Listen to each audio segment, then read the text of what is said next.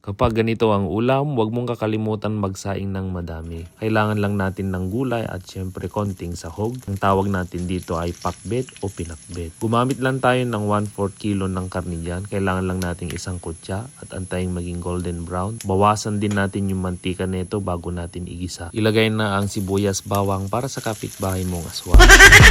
Kailangan lang maging golden brown din ang mga ito at ilagay na natin yung dalawang kamatis. Haluin natin ng maayos, takpan at durugin ang kamatis. Gumamit ako dyan ng bagoong isda. Yung iba naman kapag nagluto ng pinakbet ay alamang ang gamit. Kailangan lang nating durugin ito gamit ng mainit na tubig at salain para hindi mailagay yung tinik ng isda. Nilagay ko na dyan ang kalabasa at pinakuluan ko na nga. Tinagdagan ko ng konting tubig para ma-adjust yung lasa. Ilagay ko na yung talong para naman maluto ito ng maayos. Isinunod natin dyan yung ampalaya, okra, at hindi kompleto ang pinakbet kapag wala itong beans. Pwedeng Baguio beans o string beans ang gamitin ninyo dyan. Medium heat lang ito. Haluin natin ng maayos para naman mag-integrate yung lasa at maayos natin yung pagkakaluto ng mga gulay. Shout out pa rin sa mga nanonood ng ating mga videos at laging nakasuporta. Lalong-lalo na kay Ma'am Cristel Ketua ng Marikina City at kay Ma'am Rodelia Rago ng Cainta Rizal.